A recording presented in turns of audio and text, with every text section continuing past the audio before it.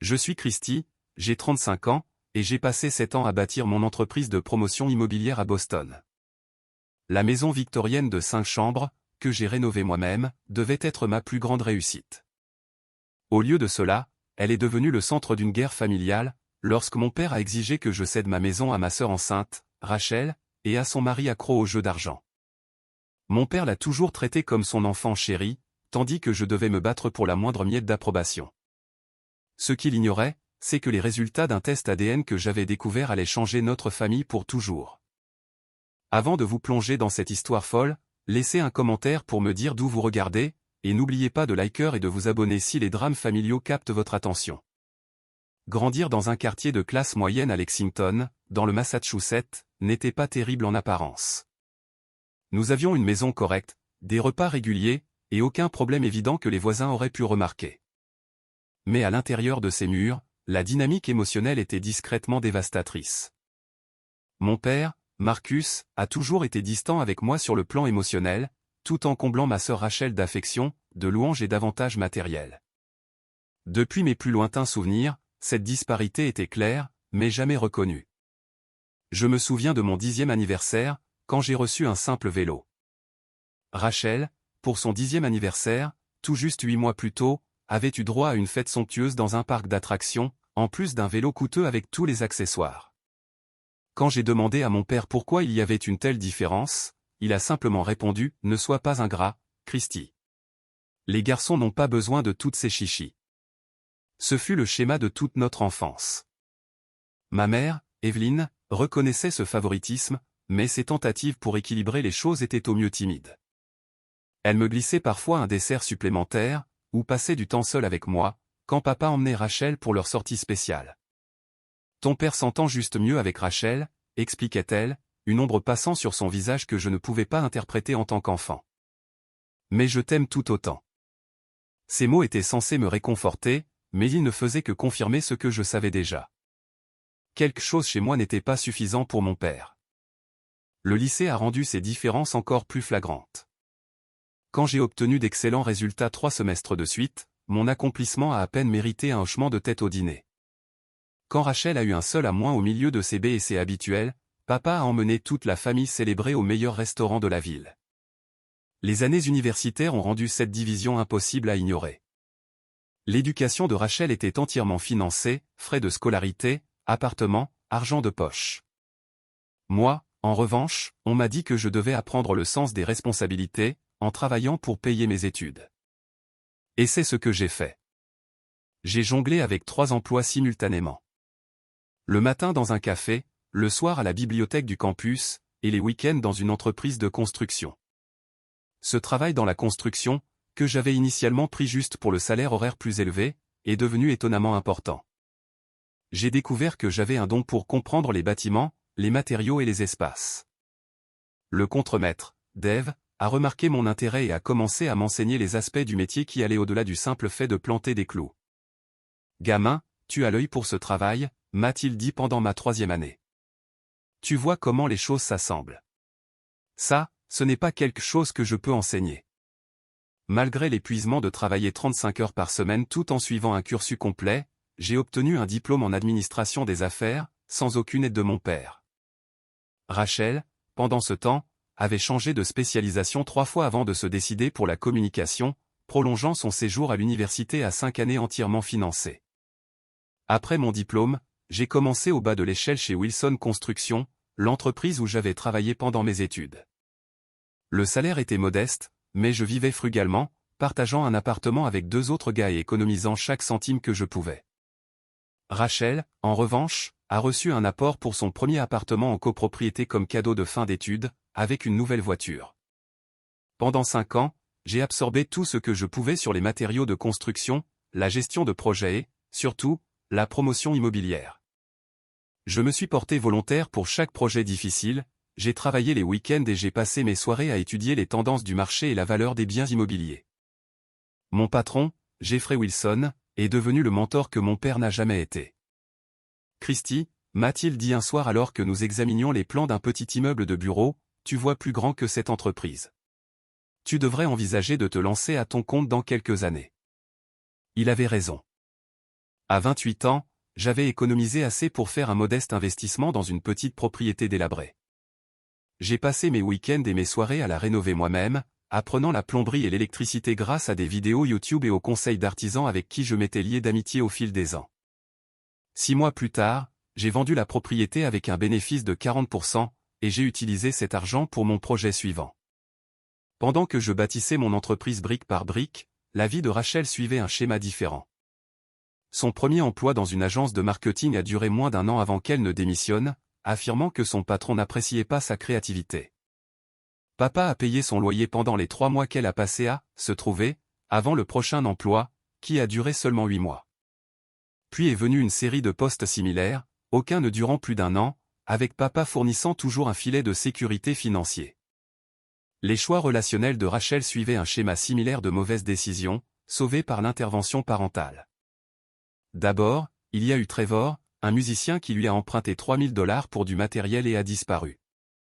Puis Andrew, qui a emménagé dans son appartement et n'a rien contribué pendant 6 mois.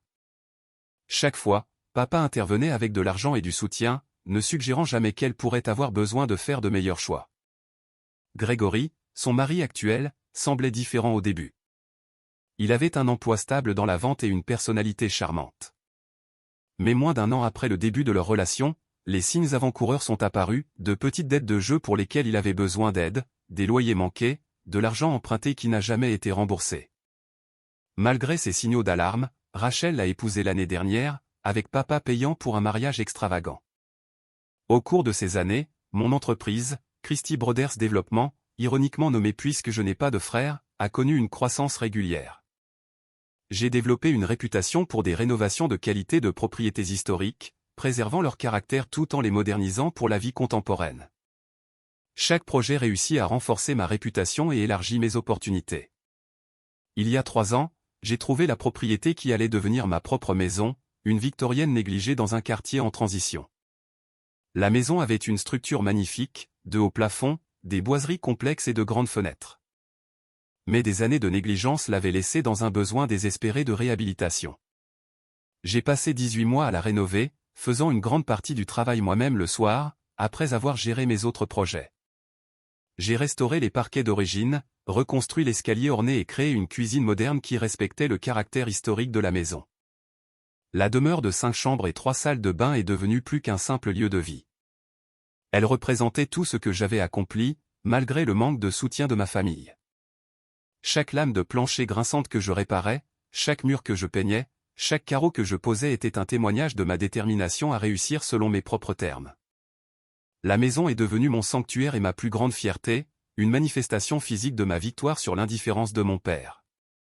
L'invitation est venue de ma mère un mardi soir, alors que j'examinais les contrats d'un nouveau projet de développement.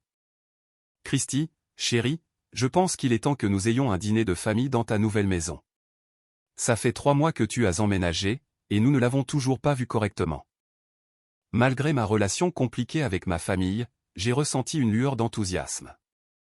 Enfin, une chance de montrer à mon père ce que j'avais accompli. Peut-être que ce serait le moment où il reconnaîtrait mon succès. J'ai passé les 3 jours suivants à me préparer, engageant un service de nettoyage professionnel pour rendre la maison impeccable, planifiant un repas élaboré avec les plats préférés de mon père, et achetant même une bouteille du scotch coûteux qu'il préférait. Le dimanche est arrivé, et j'ai ressenti une énergie nerveuse en mettant les dernières touches à ma maison. J'avais préparé un dîner décontracté mais impressionnant, une côte de bœuf, le plat préféré de mon père, des légumes rôtis du marché fermier, et des petits pains faits maison avec le gâteau au chocolat préféré de ma mère pour le dessert. Tout devait être parfait. Ils sont arrivés à 6 heures. Mon père avait l'air vaguement désintéressé, ma mère nerveusement excitée, et Rachel avec Gregory, tous deux examinant la maison d'un œil critique dès l'instant où ils ont franchi la porte d'entrée. « Eh bien, c'est certainement grand », a commenté mon père sans la moindre trace d'admiration alors que je les conduisais à travers l'entrée, avec son parquet restauré et son vitrail d'origine. Christie a fait tout le travail de restauration lui-même, a ajouté ma mère en touchant la rampe en noyer poli. « C'est magnifique, chérie. » La visite de la maison s'est poursuivie avec une dynamique similaire, ma mère offrant des compliments sincères, mon père émettant des bruits neutres, et Rachel et Gregory échangeant des chuchotements que je ne pouvais pas tout à fait saisir. Lorsque nous avons atteint la suite parentale, avec ses grandes baies vitrées donnant sur le jardin, Rachel a finalement parlé directement. Cette chambre est presque aussi grande que tout notre appartement, a-t-elle dit, une note de ressentiment dans la voix. Tu as bien réussi, a ajouté Grégory avec un sourire qui n'atteignait pas ses yeux. Ça doit être agréable d'avoir tout cet espace juste pour une personne. Le dîner a commencé de manière assez agréable. La nourriture a été bien accueillie, et ma mère s'est efforcée de maintenir la conversation, posant des questions sur mes projets récents et le quartier. Pendant un bref instant, j'ai ressenti la douce lueur de connexion familiale que j'avais toujours désirée. Puis mon père s'est raclé la gorge pendant un silence. La maison est impressionnante, Christy. Plus que ce à quoi je m'attendais, pour être honnête. C'était la chose la plus proche d'un compliment qu'il m'ait jamais faite sur mon travail. Et pendant un instant, mon cœur s'est soulevé. Merci, papa. Ça signifie beaucoup venant de toi. Ces mots suivants ont brisé ce moment. Bien que cela semble excessif pour un homme seul. Toutes ces chambres vides qui ne servent à rien. Avant que je puisse répondre, Rachel a pris la main de Grégory et a affiché un large sourire. Eh bien, en parlant de nouvelles familiales, nous avons une annonce à faire. Elle a fait une pause dramatique. Nous sommes enceintes. Le bébé est prévu pour février. La table a éclaté de joie, ma mère se levant pour serrer Rachel dans ses bras, mon père rayonnant de fierté en serrant la main de Grégory. J'ai offert mes félicitations sincèrement, malgré la piqûre familière de voir avec quelle facilité Rachel commandait l'approbation de notre père. C'est un timing parfait, a dit mon père une fois l'excitation initiale retombée.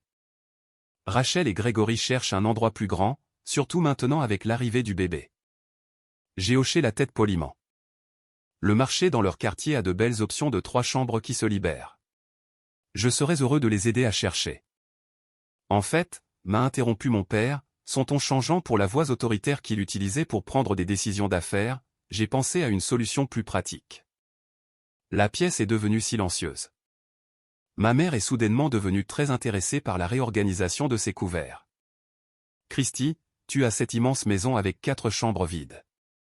Rachel et Grégory ont besoin de plus d'espace pour leur famille qui s'agrandit. Il est parfaitement logique que tu les laisses avoir cette maison. Je les regardais fixement, certain d'avoir mal entendu. Les laisser avoir ma maison, comme leur vendre? Mon père a agité la main d'un air dédaigneux. Il ne pourrait pas se permettre de l'acheter maintenant, bien sûr. Mais tu pourrais retourner dans un appartement. Tu n'es qu'une seule personne, après tout. Et les laisser prendre le relais ici. Tu pourras toujours trouver une autre maison plus tard, quand tu auras ta propre famille. La manière désinvolte avec laquelle il a suggéré que j'abandonne ma maison, la manifestation physique d'années de travail acharné et de sacrifice, m'a laissé sans voix. Rachel, cependant, hochait la tête avec enthousiasme. Ce serait parfait pour nous, a-t-elle ajouté. La chambre de bébé pourrait aller dans la chambre à côté de la suite parentale, et nous pourrions utiliser le 3e étage comme salle de jeu une fois que le bébé sera plus grand. Ils étaient déjà en train de déménager mentalement et de réorganiser l'œuvre de ma vie pour répondre à leurs besoins. Ce n'est pas juste une maison, ai-je finalement réussi à dire, luttant pour garder ma voix stable. C'est mon foyer. J'ai passé 18 mois à la rénover moi-même. Chaque pièce représente des centaines d'heures de mon travail personnel. Ce ne sont que des affaires, Christy, a répondu mon père avec une pointe d'impatience. Tu es dans la promotion immobilière. Tu achètes et vends des propriétés tout le temps. Ma maison personnelle, ce n'est pas juste des affaires, ai-je répliqué, sentant la chaleur monter à mon visage. Est-ce que tu abandonnerais ta maison si je te la demandais? L'expression de mon père s'est durcie. C'est complètement différent. Ta mère et moi avons construit une vie dans notre maison. Tu es un homme seul sans attache. Cette maison est gâchée pour toi. Ces mots, gâchés pour toi, m'ont profondément blessé, résumant une vie entière à être jugé moins digne que ma sœur. À ce moment-là, j'ai vu clairement que rien de ce que j'accomplirais ne me vaudrait jamais le respect de mon père. Je suis désolé, dis-je fermement, mais cette maison n'est pas disponible. Je serais heureux d'aider Rachel et Grégory à trouver quelque chose de convenable dans leur budget. Peut-être aider avec les rénovations. Il ne s'agit pas d'argent, a interrompu mon père, sa voix s'élevant. Il s'agit de famille. Ta sœur attend un bébé. Ta nièce ou ton neveu aura besoin d'une vraie maison. Si tu te souciais un tant soit peu de la famille, tu voudrais aider. Et voilà, la manipulation émotionnelle familière, utilisant les liens familiaux comme une arme pour me faire sentir égoïste de maintenir des limites. J'avais connu cette tactique toute ma vie, mais cette fois, les enjeux étaient trop élevés pour céder. Je me soucie de la famille, ai-je répondu, luttant pour garder mon sang-froid, mais abandonner ma maison n'est pas une demande raisonnable. Il y a de nombreuses façons de soutenir Rachel et Grégory qui n'impliquent pas de sacrifier tout ce pour quoi j'ai travaillé. Le reste du dîner s'est rapidement détérioré. Mon père est devenu de plus en plus en colère. Ma mère a fait de faibles tentatives pour apaiser les tensions, et Rachel a alterné entre les larmes et les commentaires acerbes sur la façon dont elle utiliserait mieux l'espace. Au moment où ils sont partis, le joyeux dîner de famille que j'avais espéré avait dégénéré en accusations amères et en portes claquées. Debout, seul dans ma cuisine, entouré de nourriture à moitié mangée et de vaisselle sale, j'ai ressenti la douleur familière du rejet, couplée à quelque chose de nouveau, une colère bouillonnante face à l'audace de leurs demandes, et une ferme résolution de ne pas céder. Cette maison était la mienne, gagnée à travers des années de lutte qu'ils n'avaient ni vue ni reconnue, et je n'allais pas l'abandonner, pas même pour la sœur qui avait toujours été jugée plus méritante de tout. Le matin après le dîner désastreux, je me suis réveillé avec 3 appels manqués de ma mère et un SMS qui disait « Ton père est très contrarié. S'il te plaît, reconsidère ce dont nous avons discuté. » Aucune mention de ce que je pouvais ressentir après avoir vu l'œuvre de ma vie rejetée comme étant « gâchée pour moi ». Cet après-midi-là, mon père a appelé directement. « Je suis déçu par ton égoïsme », a-t-il dit sans préambule. Rachel a pleuré toute la nuit.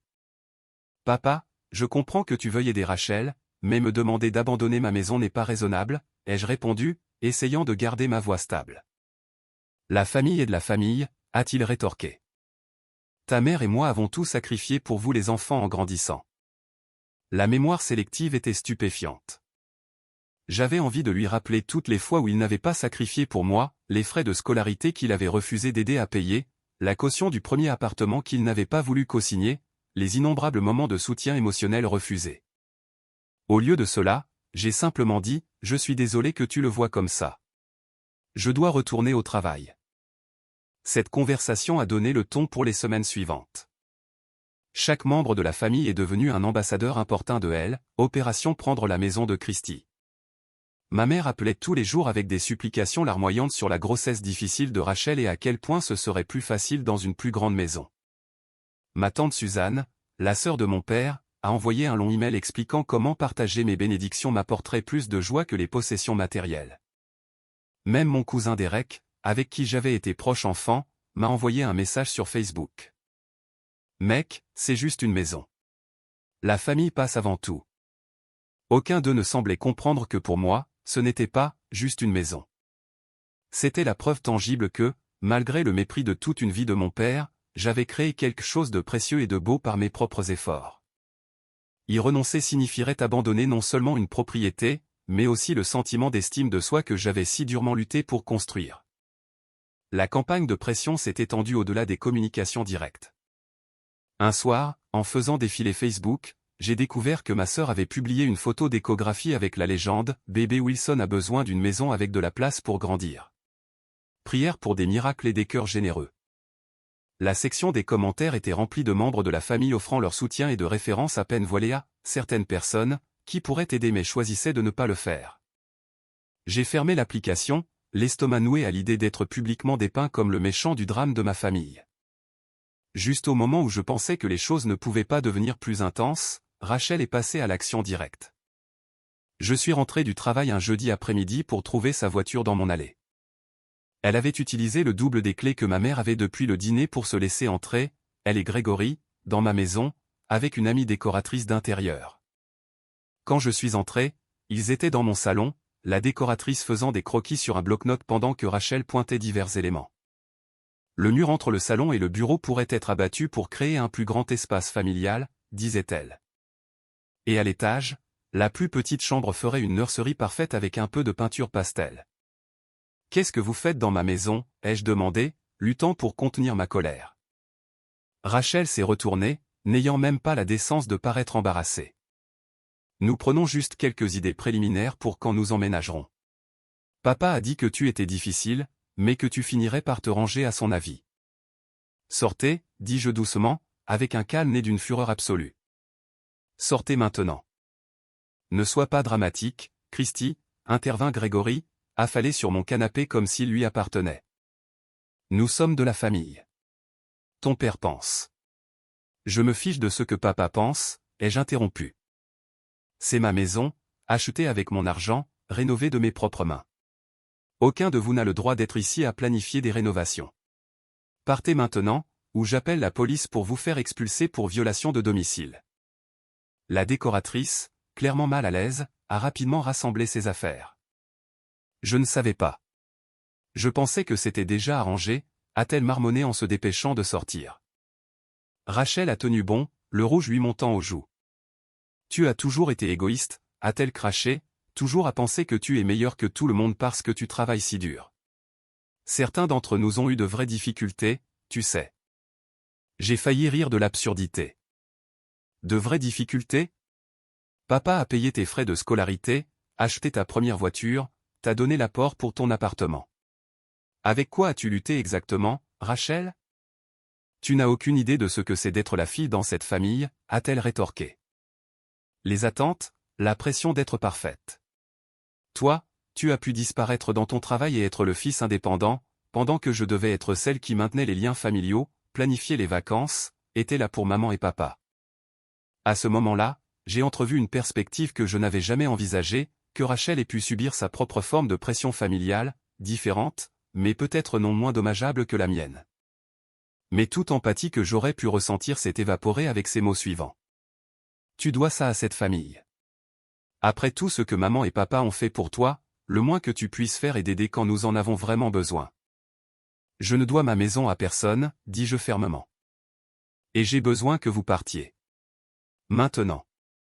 Après leur départ final, Rachel en larmes, Grégory lançant des regards noirs, j'ai changé les serrures le soir même. La confrontation m'a laissé tremblant, avec un mélange de rage et d'un deuil inattendu. Pour la première fois, je tenais fermement tête à la manipulation de ma famille. Et même si cela semblait nécessaire, cela donnait aussi l'impression de couper un lien vital, aussi dysfonctionnel soit-il. Le conflit familial a commencé à affecter mon travail, le seul domaine de ma vie qui avait toujours été un refuge. Lors d'une réunion cruciale sur un nouveau projet de développement, je me suis retrouvé à regarder fixement des feuilles de calcul, mon esprit rejouant les mots de Rachel et la déception de mon père. Mon partenaire en affaires, Brandon, l'a remarqué immédiatement. Tu as lu la même page 3 fois, a-t-il observé après le départ des clients. Qu'est-ce qui se passe avec toi? Ça ne te ressemble pas, Christy. J'ai hésité, puis j'ai partagé la situation. Brandon a écouté sans interrompre, son expression devenant de plus en plus incrédule. Laisse-moi voir si j'ai bien compris, a-t-il dit quand j'ai fini. Ton père veut que tu donnes ta maison à ta sœur, pas que tu la lui vendes.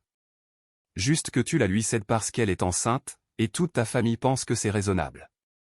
Entendre quelqu'un d'autre résumer la situation en a souligné l'absurdité. En gros, oui. Brandon a secoué la tête. Ce n'est pas comme ça que la famille fonctionne, mec. C'est comme ça que l'exploitation fonctionne. Son évaluation lucide était validante, mais elle ne résolvait pas mon problème immédiat. La semaine suivante, distrait par un autre appel furieux de mon père, j'ai mal lu une clause cruciale dans un contrat, engageant presque notre entreprise dans une perte financière importante. Brandon a attrapé l'erreur avant que les documents ne soient signés, mais le quasi-accident a été un rappel à l'ordre. Cette situation familiale affecte ton jugement, m'a-t-il prévenu. Tu dois la résoudre ou prendre du recul temporairement. Nous ne pouvons pas nous permettre des erreurs comme celle-ci. Il avait raison, mais je n'avais aucune idée de comment résoudre un conflit où les autres parties croyaient que la seule solution acceptable était ma reddition complète. Le stress a commencé à se manifester physiquement, insomnie, maux de tête de tension, un nœud constant dans l'estomac. Pour la première fois de ma carrière, je me suis retrouvé à redouter le travail plutôt qu'à y trouver refuge. Le conflit s'est étendu au-delà de ma famille immédiate pour impacter mes relations professionnelles. Lors d'un événement de réseautage, j'ai entendu un investisseur potentiel mentionner à un autre promoteur, j'ai entendu dire que Christy a des problèmes familiaux, il pourrait ne pas être assez stable pour le projet de Harrison Street. Les rumeurs commençaient à affecter ma réputation professionnelle, la seule chose que j'avais entièrement construite par moi-même. Au fil des semaines, la pression n'a pas diminué. Elle s'est transformée en quelque chose de plus insidieux. Plutôt que la confrontation directe, ma famille a entamé une campagne d'isolement. Des réunions de famille avaient lieu sans que des invitations me soient envoyées. Les plans de vacances étaient faits en m'excluant. Le message était clair, obéis ou sois banni. 6 semaines après la demande initiale, j'ai reçu un SMS de ma mère. S'il te plaît, viens au déjeuner pour le 80e anniversaire de grand-père samedi. Il a spécifiquement demandé que tu sois là. Le message ressemblait à une branche d'olivier. Et malgré tout, mon grand-père me manquait.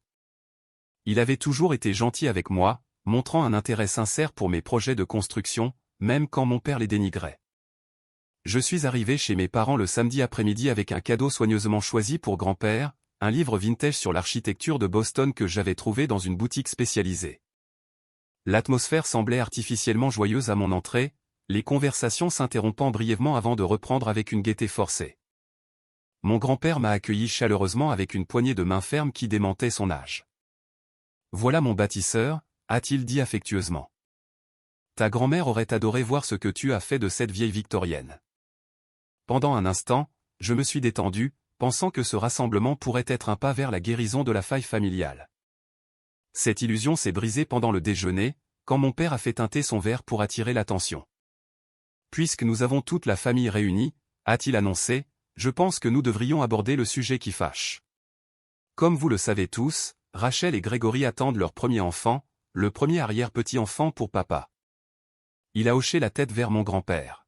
« Ils ont besoin d'une maison familiale, et Christy a une maison de 5 chambres dont il n'a pas besoin. » Mon estomac s'est noué en réalisant que le rassemblement familial était en fait un guet-apens. Autour de la table, tante, oncle et cousins hochaient la tête en signe d'approbation. Mon grand-père avait l'air confus, n'ayant clairement pas été mis au courant de ce conflit familial. « Nous avons laissé à Christy le temps de prendre la bonne décision par lui-même, a poursuivi mon père. Mais avec le bébé qui arrive dans quelques mois, nous avons besoin d'une résolution. Je pense qu'il a besoin d'entendre de nous tous à quel point le soutien familial est important dans des moments comme ceux-ci. » Ce qui a suivi a été une intervention soigneusement orchestrée. Un par un, les membres de la famille ont exprimé leur déception face à mon égoïsme et m'ont exhorté à « faire ce qu'il faut ». Mon oncle Robert a parlé des sacrifices qu'il avait faits pour la famille. Tante Suzanne a invoqué ma grand-mère décédée, suggérant qu'elle aurait honte de mon comportement. Même mes jeunes cousins avaient clairement été briefés pour demander pourquoi je ne voulais pas que le nouveau bébé ait une belle maison. Pendant ce barrage, je suis resté silencieux, un calme étrange s'installant en moi alors que je reconnaissais toute l'étendue de la manipulation. Ma mère regardait anxieusement, essayant parfois d'adoucir les commentaires les plus durs, mais ne me défendant jamais vraiment. Rachel était assise, les mains posées de manière protectrice sur son ventre légèrement arrondi, des larmes coulant sur son visage pour un effet maximal. Quand tout le monde eut parlé, mon père apportait ce qu'il considérait clairement comme le coup de grâce. « Christy, il est temps de décider ce qui compte le plus pour toi, une maison, ou ta famille. Parce que je peux te le dire tout de suite, si tu continues à refuser d'aider ta sœur dans son moment de besoin, tu choisis de ne plus faire partie de cette famille. » La table est devenue silencieuse, tous les yeux rivés sur moi. À ce moment-là, j'ai ressenti une étrange clarté. Les gens autour de cette table se disaient être une famille. Pourtant, aucun d'entre eux, pas même ma mère, n'avait considéré ce que cette demande pouvait signifier pour moi, ce que cela pouvait faire d'être prié de renoncer au symbole tangible de mon travail acharné et de mon indépendance. Je me suis levé lentement, ma voix plus stable que je ne l'aurais cru. J'ai travaillé pour tout ce que j'ai, sans l'aide d'aucun d'entre vous. Ma maison représente des années de sacrifice et d'efforts. Je ne l'abandonnerai pas parce que Rachel n'a pas réussi à planifier son avenir. Je me suis tourné vers mon grand-père, avec un regret sincère dans la voix. Je suis désolé que cela ait éclipsé ton anniversaire, grand-père. Je t'aime. Puis je suis sorti, ignorant l'éruption de voix derrière moi. Dans ma voiture, mon sang-froid s'est effondré. Les larmes brouillaient ma vision alors que je m'éloignais de la maison où j'avais grandi, avec le sentiment d'avoir juste coupé mon dernier lien avec ma famille. Le trajet de retour s'est passé dans un brouillard de deuil et de colère. Cette soirée a été le point le plus bas. Seul dans la maison que j'avais si durement lutté pour créer, et que je luttais maintenant pour garder, j'ai tout remis en question. Étais-je égoïste? Une maison, même une qui signifiait tant pour moi, valait-elle la peine de perdre toute ma famille? Le doute était paralysant, magnifiant le silence de ma maison vide jusqu'à ce qu'elle ressemble moins à un sanctuaire qu'à une prison que je m'étais moi-même construite. Vers minuit, désespéré de trouver un lien avec quelqu'un qui pourrait comprendre, j'ai appelé ma cousine Elisa. Contrairement au reste de la famille, elle n'avait pas assisté au déjeuner guet-apens, ayant déménagé à Seattle pour le travail 2 ans plus tôt. Nous nous étions toujours bien entendus, nous liant sur le fait d'être un peu en dehors du cercle intime de la famille, moi à cause de l'indifférence de mon père, elle à cause de la distance géographique. Ce n'est pas juste à propos de la maison, n'est-ce pas, a-t-elle demandé après que j'ai expliqué la situation. C'est à propos de ne jamais être assez bien aux yeux de l'oncle Marcus. Exactement, ai-je admis, soulagé que quelqu'un comprenne enfin. Si je cède sur ce point, j'efface tout ce que j'ai construit pour moi-même. Mais me battre signifie perdre ma famille. Il y eut une longue pause avant qu'Elisa ne reprenne la parole, sa voix hésitante. Christy, il y a quelque chose que tu devrais savoir. Ça n'aidera peut-être pas ta décision, mais j'ai entendu des choses au fil des ans sur tante Evelyne et oncle Marcus. Quel genre de choses, ai-je demandé, soudainement alerte. Ce ne sont que des ragots de famille, tu sais, mais ma mère m'a dit une fois que tante Evelyne avait eu une liaison avant la naissance de Rachel, avec un petit ami de fac qui était brièvement revenu dans sa vie. La révélation m'a frappé comme un coup physique. Tu es en train de dire que Rachel pourrait ne pas être la fille biologique de papa. Je ne sais pas avec certitude, a prévenu Elisa. Mais le timing a toujours semblé suspect à maman. Et n'as-tu jamais remarqué que Rachel ne ressemble pas vraiment à oncle Marcus? Elle n'a aucun des traits des Wilson que le reste d'entre nous partage. Maintenant qu'Elisa le mentionnait, c'était vrai. Rachel n'avait jamais ressemblé à notre père ni à aucun des parents Wilson. J'avais toujours supposé qu'elle tenait simplement du côté de notre mère. Mais même là, la ressemblance n'était pas forte. Cela pourrait expliquer tellement de choses, dis-je lentement, mon esprit parcourant les souvenirs avec ce nouvel éclairage. La façon dont papa a toujours surcompensé avec Rachel, le traitement différent. Peut-être qu'il a passé 28 ans à essayer de se prouver qu'elle est vraiment sa fille en l'aimant davantage, a suggéré Elisa. Ou peut-être qu'il connaît la vérité et qu'il essaie de se rattraper. Quoi qu'il en soit, ce n'est pas ton fardeau à porter, Christy. Après avoir raccroché, je n'ai pas pu dormir, mon esprit tourbillonnant avec cette révélation potentielle. Est-ce que cela pouvait expliquer une vie de traitement différentiel? Le favoritisme de mon père envers Rachel était-il une compensation élaborée pour des doutes privés sur sa paternité? Le lendemain matin, j'ai commencé à enquêter discrètement. J'ai trouvé de vieux albums de photos de famille, étudiant les traits de Rachel par rapport aux parents des deux côtés. Plus je regardais, plus les divergences devenaient évidentes. Rachel avait des yeux noisettes dans une famille de gens aux yeux bleus. Son nez et sa mâchoire ne correspondaient ni à la famille de notre père, ni à celle de notre mère. J'ai envisagé de confronter mes parents directement, mais je craignais le potentiel explosif de telles accusations sans preuve. Au lieu de cela, j'ai fait des recherches sur les options de test ADN.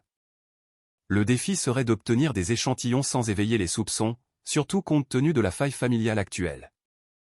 L'occasion s'est présentée de manière inattendue lorsque ma mère a appelé une semaine plus tard, sa voix conciliante. Ton père a été trop dur au déjeuner, a-t-elle admis. Nous voulons tous trouver une solution qui convienne à tout le monde. Pourrais-tu venir prendre un café? Juste toi et moi. Malgré ma lassitude, j'ai accepté. Pendant cette visite inconfortable, j'ai réussi à collecter ce dont j'avais besoin, un cheveu de la brosse de mon père dans la salle de bain, un mouchoir que ma mère a jeté, et plus tard, sous prétexte de réconciliation, une tasse de café que Rachel avait utilisée quand elle était passée. De manière inattendue, pendant ma visite. Les 3 semaines d'attente pour les résultats de l'ADN ont été angoissantes. Je me suis plongé dans le travail, essayant de réparer les dommages que ma distraction avait causés au projet et aux relations. Brandon a remarqué le changement dans ma concentration, mais n'a pas insisté pour avoir des détails, offrant simplement son soutien. Quoi que tu traverses, je suis là pour toi, a-t-il dit un soir alors que nous examinions les plans d'un nouveau développement. Quand la notification par email est finalement arrivée avec les résultats du test ADN, ma main tremblait en cliquant pour l'ouvrir. Le langage scientifique était complexe, mais la conclusion était sans équivoque. Sur la base des marqueurs génétiques analysés, Rachel et moi partagions un ADN maternel, mais pas paternel. Rachel était ma demi-sœur, pas la fille biologique de mon père. La vérité que je possédais maintenant me semblait à la fois libératrice et terrifiante. Elle expliquait tant de choses sur mon enfance, sur le favoritisme inexplicable qui avait façonné mon estime de moi. Pourtant, manier cette information venait avec une énorme responsabilité. Ce n'était pas seulement ma vérité à révéler, elle aurait un impact sur plusieurs vies, détruisant potentiellement complètement la famille. Je suis resté assis seul dans mon bureau, longtemps après que tout le monde soit parti, luttant avec la question de savoir quoi faire ensuite. La maison qui avait été le catalyseur de ce conflit semblait maintenant presque secondaire par rapport à la vérité plus vaste que j'avais découverte. Quelle que soit ma décision, il n'y aurait pas de retour à la dynamique familiale que j'avais connue toute ma vie. Tout allait changer. Pendant une semaine, j'ai porté le poids des résultats du test ADN, incertain de la marche à suivre. Finalement, j'ai contacté Brandon, non seulement en tant que partenaire commercial, mais aussi comme la chose la plus proche que j'avais d'un ami de confiance. J'ai besoin de ton point de vue sur quelque chose de personnel, ai-je dit, en lui expliquant la situation et en lui montrant les résultats du test. Je connais la vérité maintenant, mais je ne sais pas quoi en faire. Brandon a réfléchi attentivement avant de répondre. Cela explique beaucoup de choses, mais c'est une information explosive. Si tu l'utilises juste pour gagner la dispute sur la maison, tu détruiras complètement ta famille. Est-ce ce que tu veux? Sa question m'a forcé à examiner mes véritables motivations. Cherchais-je justice pour des années de traitement injuste, ou cherchais-je une option nucléaire pour mettre fin au conflit de la maison? Aucune des deux approches ne semblait juste. Je pense que j'ai besoin d'une aide professionnelle pour ça, ai-je admis. Sur la recommandation de Brandon, j'ai pris rendez-vous avec le docteur Patricia Winters, une thérapeute familiale. Lors de notre première séance, j'ai exposé toute la situation, le favoritisme de toute une vie, la demande de la maison, et la découverte de l'ADN. « Quel est votre objectif ici, Christy ?» a-t-elle demandé. « La vengeance, la justice, la résolution ?» J'ai sérieusement réfléchi à sa question.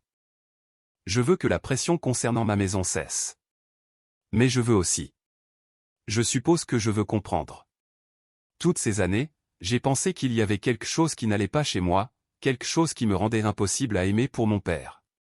Si c'est pour ça qu'il a favorisé Rachel, au moins je saurais que ce n'était pas de ma faute. Le docteur Winters m'a aidé à développer une stratégie de confrontation qui ne serait pas purement destructive. Cette révélation sera traumatisante pour toutes les personnes impliquées, a-t-elle prévenu. Si vous choisissez de la partager, faites-le avec soin pour les êtres humains qui seront affectés, y compris vous-même. Suivant ses conseils, j'ai organisé une réunion dans un lieu neutre, un salon privé dans un restaurant que j'utilisais occasionnellement pour des réunions d'affaires. J'ai invité seulement mes parents et Rachel, leur disant que je voulais discuter d'un compromis sur la situation de la maison. À ma grande surprise, ils ont accepté facilement, pensant peut-être que je capitulais enfin à leurs exigences. Quand nous nous sommes réunis ce soir-là, la tension était immédiate. Mon père arborait une expression de satisfaction suffisante, s'attendant clairement à ce que je me rende. Rachel avait l'air nerveuse mais pleine d'espoir. L'anxiété de ma mère était palpable alors qu'elle tripotait sa serviette. « Merci d'être venu », ai-je commencé formellement.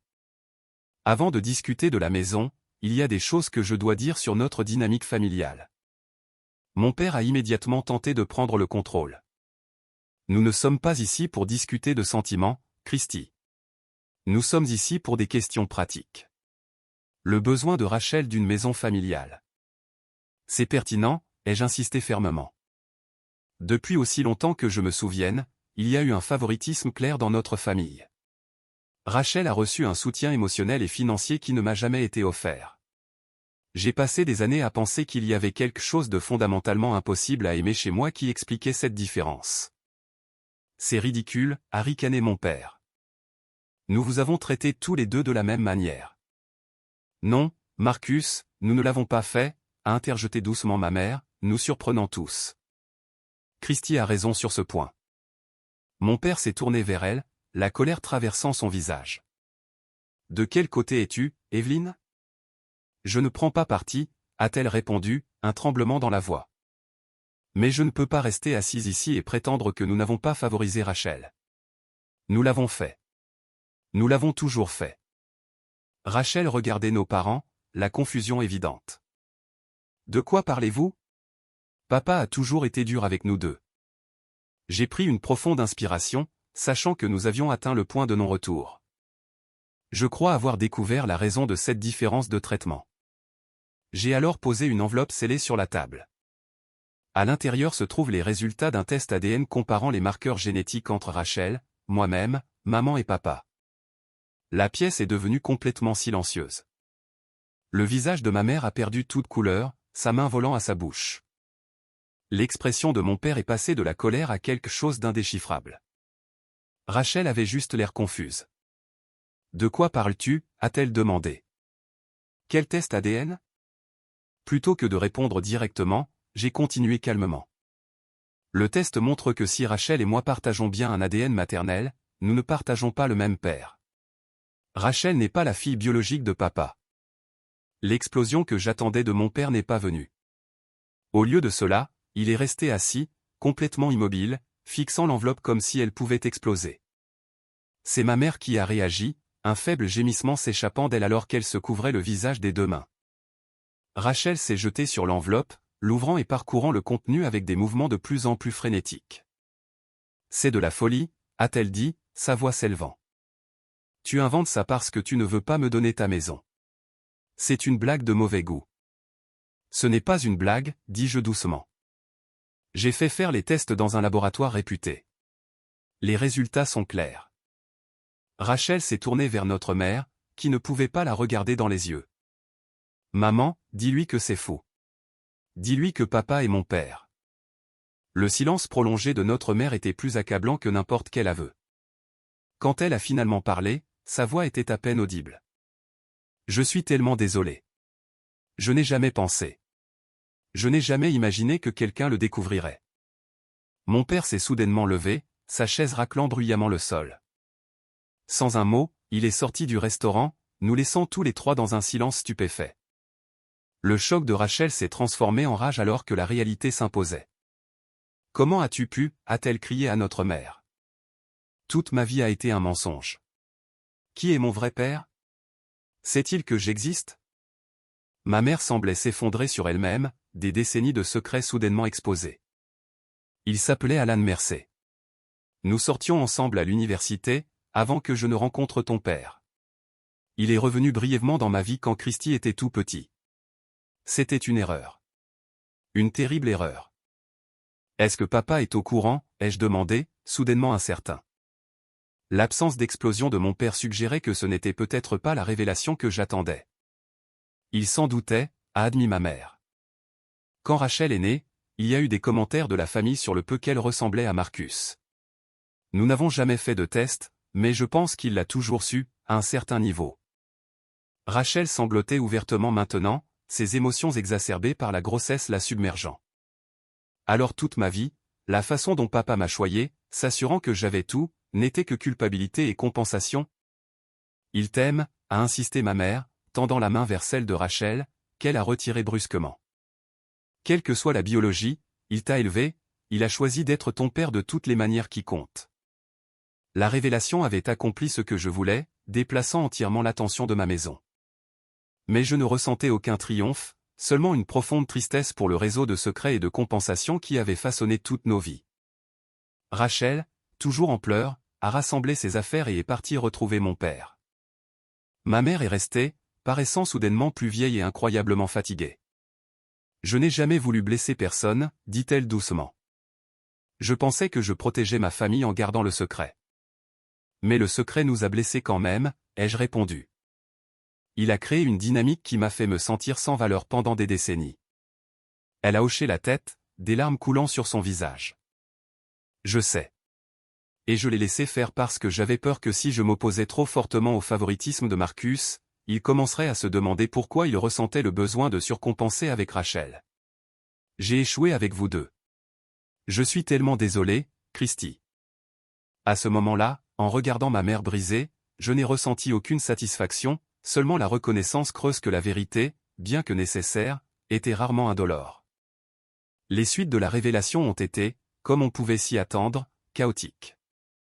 Mon père a disparu pendant 3 jours, ne répondant ni aux appels ni aux SMS de personne. Ma mère a déménagé temporairement chez sa sœur, incapable d'affronter la maison vide ou le retour potentiel de mon père. Rachel, selon les SMS de ma mère, s'était barricadée dans son appartement, refusant de voir qui que ce soit, y compris Grégory. Je me suis jeté dans le travail, le refuge familier des plans et des contrats offrant une certaine stabilité au milieu du séisme émotionnel que j'avais déclenché. Brandon a respecté ma vie privée, mais s'est assuré que nos collègues me protégeaient du stress inutile. Quoi qu'il se passe dans ta vie personnelle, nous nous occupons des affaires, m'a-t-il assuré. Prends le temps dont tu as besoin. Une semaine s'est écoulée sans contact de mon père ou de Rachel. Ma mère appelait quotidiennement, alternant entre des excuses larmoyantes pour le passé et des questions anxieuses pour savoir si j'avais eu des nouvelles des autres. J'ai commencé à me demander si j'avais détruit ma famille de manière permanente dans ma quête de vérité et d'équité. Le mercredi soir suivant, je suis rentré à la maison pour trouver la voiture de mon père dans mon allée. Il était assis sur les marches de mon Porsche, l'air plus vieux et plus vulnérable que je ne l'avais jamais vu. Son apparence normalement impeccable était négligée, mal rasée, portant les mêmes vêtements qu'il avait au restaurant une semaine plus tôt. « On peut parler ?» a-t-il simplement demandé quand je me suis approché. À l'intérieur, je lui ai offert un café, qu'il a accepté avec gratitude, enroulant ses mains autour de la tasse comme s'il cherchait de la chaleur malgré la soirée douce. Pendant plusieurs minutes, nous sommes restés assis dans un silence inconfortable, le tic-tac de l'horloge de grand-père dans le couloir étant le seul son. « Je le sais depuis la naissance de Rachel », a-t-il finalement dit, sa voix rauque. Pas avec une certitude scientifique, mais dans mes tripes. Elle n'avait aucun des traits de ma famille. Le moment de sa conception coïncidait avec un voyage d'affaires que j'ai fait. Il y avait des signes. J'ai écouté sans interrompre, stupéfait par sa franchise après une vie de distance émotionnelle. J'ai pris une décision à ce moment-là, de ne jamais le questionner officiellement, de l'élever comme la mienne. Mais le doute était toujours là, me rongeant. Je pense que j'ai surcompensé avec Rachel parce que j'essayais constamment de me convaincre qu'elle était vraiment mienne, que si je l'aimais assez, si j'investissais assez en elle, cela rendrait en quelque sorte la biologie sans importance. Il a pris une inspiration tremblante avant de continuer. Ce que je n'ai pas réalisé, ou peut-être que je ne me suis pas permis de voir, c'est que ma surcompensation avec Rachel s'est faite à tes dépens. Chaque fois que je lui accordais un traitement de faveur, je te privais de quelque chose. La reconnaissance que j'avais attendue toute ma vie a eu moins d'impact que je ne l'avais imaginé. Peut-être parce qu'elle venait trop tard, ou peut-être parce que comprendre la raison n'effaçait pas les décennies où je me suis senti inadéquat. Pourquoi as-tu exigé que je lui donne ma maison, ai-je demandé, la question qui avait déclenché tout ce douloureux voyage. Mon père parut sincèrement perplexe. Je ne sais pas. C'était irrationnel, n'est-ce pas? Peut-être qu'après toutes ces années à tout donner à Rachel, c'est devenu une habitude que je ne pouvais pas briser. Ou peut-être, il fit une pause, semblant considérer quelque chose pour la première fois, peut-être que j'étais jaloux de ce que tu as construit entièrement par toi-même. Cette maison, ton entreprise, tu as tout fait sans mon aide, ce qui prouve que tu n'as jamais eu besoin de moi. La vulnérabilité de cet aveu était si inattendue que je ne savais pas comment répondre. Mon père, la figure imposante dont j'avais cherché l'approbation toute ma vie, admettait sa jalousie et son insécurité face à mon indépendance. J'avais besoin de toi, dis-je doucement. Pas de ton argent ou de tes relations, juste de ta confiance en moi, de ta reconnaissance. Il hocha lentement la tête, les yeux brillants de larmes non versées. Je n'ai jamais dit ça avant, Christy, et j'aurais dû. Je suis fier de toi. Ce que tu as accompli par ton propre travail et ta détermination est remarquable. J'ai eu tort de le dénigrer, tort de te demander d'y renoncer, tort de te traiter comme moins important que ta sœur pendant toute ta vie. Je n'attends pas de pardon, mais j'avais besoin que tu l'entendes. Ce n'était pas une excuse parfaite. Elle n'effaçait pas le passé ni ne guérissait toutes les blessures, mais elle était honnête d'une manière que mon père n'avait jamais été avec moi auparavant. C'était un début. Que se passe-t-il maintenant, ai-je demandé. Avec la famille? Avec Rachel? Je ne sais pas, a-t-il admis. Ta mère et moi avons beaucoup de choses à régler. Quant à Rachel, il soupira lourdement, elle est dévastée. Découvrir la vérité a ébranlé tout son sens de l'identité. Elle a besoin de temps. 2 jours plus tard, j'ai reçu un SMS de Rachel demandant si nous pouvions nous voir pour déjeuner. Nous avons choisi un café tranquille à mi-chemin entre nos maisons. Quand elle est arrivée, les changements physiques étaient frappants, des cernes sous les yeux, les cheveux attachés négligemment, sans son maquillage soigné habituel. La grossesse était plus visible maintenant, son pull ample ne dissimulant pas tout à fait son ventre arrondi. J'ai beaucoup réfléchi, a-t-elle commencé après que nous ayons commandé, à la façon dont nous avons été traités différemment en grandissant. J'ai toujours pensé que c'était parce que j'étais en quelque sorte meilleure, plus intelligente, plus charmante, plus aimable. Ça a nourri mon ego, mais tout était basé sur la culpabilité et l'insécurité de papa. Ce n'était pas de ta faute, ai-je offert. Tu n'as pas créé cette dynamique. Non, mais j'en ai profité, a-t-elle reconnu. Et je ne l'ai jamais remise en question, ni ne t'ai défendu quand papa était injuste. J'ai juste accepté le traitement préférentiel comme mon dû. Elle a tordu sa serviette nerveusement. L'histoire de la maison s'était complètement déplacée. Je le vois maintenant. Le sentiment de droit que j'éprouvais. C'est embarrassant. Qui est Alan Mercer, ai-je demandé, la question qui me taraudait depuis la révélation. As-tu essayé de le retrouver? Rachel a hoché la tête. Maman m'a donné ses coordonnées. Il vit dans le Colorado maintenant, marié, avec 2 enfants adultes. Je ne l'ai pas encore contacté. Je ne suis pas sûr d'être prête. Quelle que soit ta décision, je te soutiendrai, dis-je, et je le pensais. Le test ADN avait révélé que nous étions demi-frères et sœurs, mais à bien des égards, cette réalité biologique semblait plus honnête que la dynamique familiale fabriquée dans laquelle nous avions grandi. Je suis désolée pour la maison, dit-elle après une pause. Grégory et moi avons regardé des appartements que nous pouvons réellement nous permettre. C'est un retour à la réalité, mais peut-être un dont nous avions besoin. La conversation a marqué un tournant dans notre relation, la première fois que nous parlions en tant qu'égaux, plutôt qu'en tant que concurrents pour l'approbation de notre père. Avant de nous séparer, j'ai fait une offre. Je pensais ce que je disais avant, sur le fait de t'aider à trouver un endroit. Pas ma maison, mais j'ai des relations dans l'immobilier, des connaissances sur les quartiers avec de bonnes écoles. Laisse-moi t'aider d'une manière qui a du sens.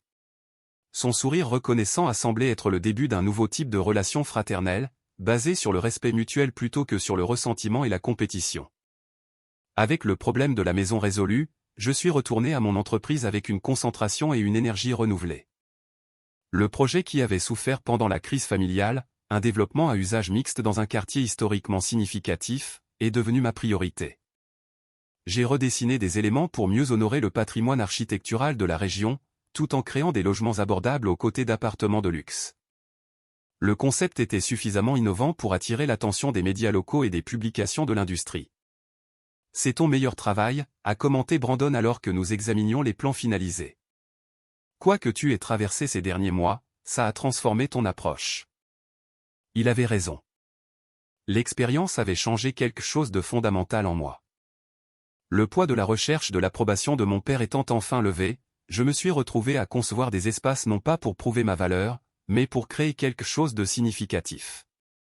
Le développement, que nous avons nommé Wilson Héritage Commun en l'honneur de mon grand-père, est devenu un projet phare qui a élevé la réputation de notre entreprise.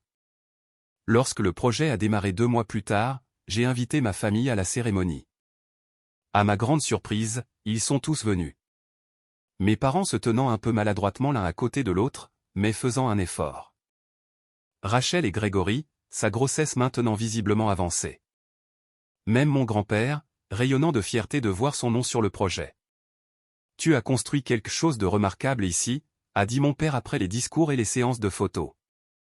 Pas seulement les bâtiments, mais la vision qui les sous-tend.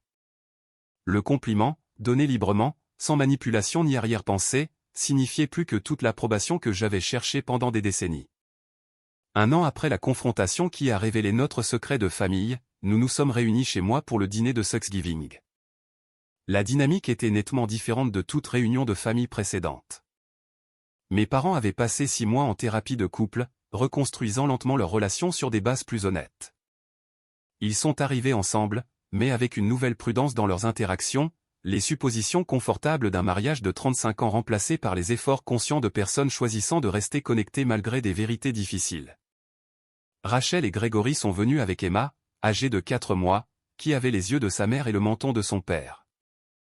Un nouveau départ génétique, sans lien avec le passé compliqué de notre famille. Ils avaient emménagé dans une modeste maison de ville de 3 chambres que je les avais aidés à trouver dans un bon quartier scolaire, que Grégory avait réussi à se permettre en prenant un deuxième emploi et en s'attaquant enfin à sa dépendance au jeu. Elle est magnifique, dis-je en tenant ma nièce pendant que Rachel préparait son biberon. Le bébé gazouillait et attrapait ma cravate, ses petits doigts étonnamment forts.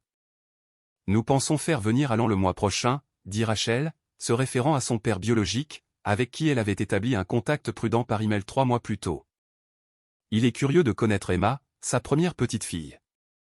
C'est étrange, mais pas entièrement inconfortable.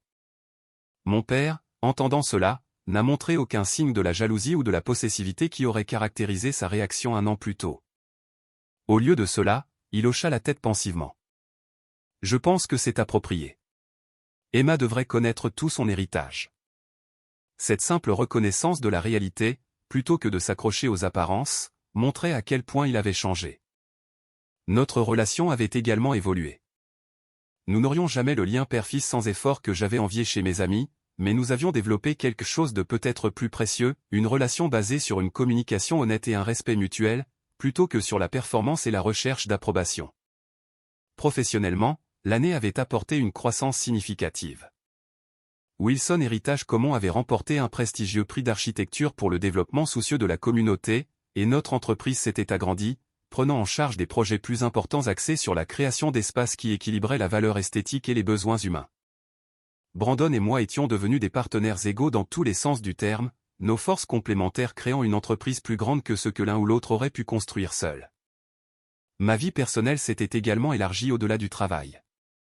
Grâce à un projet de bénévolat communautaire lié à notre développement, j'avais rencontré Nathalie, une urbaniste à l'esprit vif et au rire chaleureux, qui me mettait au défi et me soutenait à parts égales.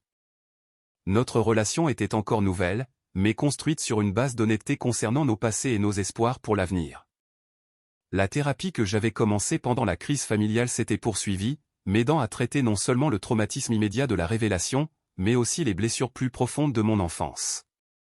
Le docteur Winters m'avait guidé pour reconnaître les schémas formés en réponse au retrait émotionnel de mon père, ma dépendance au travail, ma difficulté à faire confiance à l'appréciation des autres, ma tendance à prouver ma valeur par la réussite plutôt que par la connexion.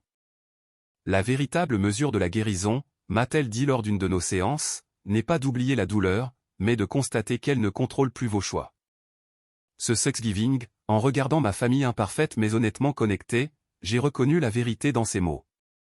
La douleur de mon enfance n'avait pas disparu, mais elle ne dictait plus mon sentiment d'estime de soi ni ma capacité à nouer des relations. Après le dîner, alors que tout le monde se rassemblait dans le salon avec du café et du dessert, mon père a demandé s'il pouvait parler. L'année écoulée a été la plus difficile et la plus éclairante de ma vie, a-t-il commencé, sa voix stable mais émue. J'ai dû faire face à de dures vérités sur moi-même, sur la façon dont mes propres insécurités et peurs ont façonné la manière dont j'ai été un parent pour vous deux. Il a regardé de Rachel à moi. Je ne peux pas défaire le passé, mais je suis reconnaissant d'avoir la chance de construire quelque chose de plus authentique à l'avenir. Ma mère, assise à côté de lui, a pris sa main. Nous le sommes tous les deux, a-t-elle ajouté doucement. Plus tard, alors que la soirée touchait à sa fin et que les invités commençaient à partir, je me suis retrouvé seul dans la cuisine avec mon grand-père.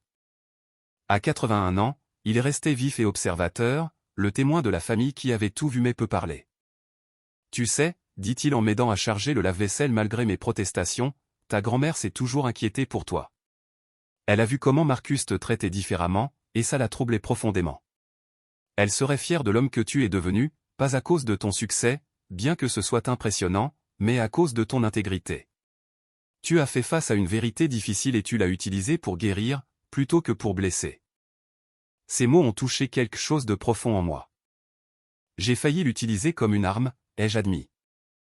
Quand j'ai découvert la vérité pour la première fois, une partie de moi voulait se venger de toutes ces années à me sentir second.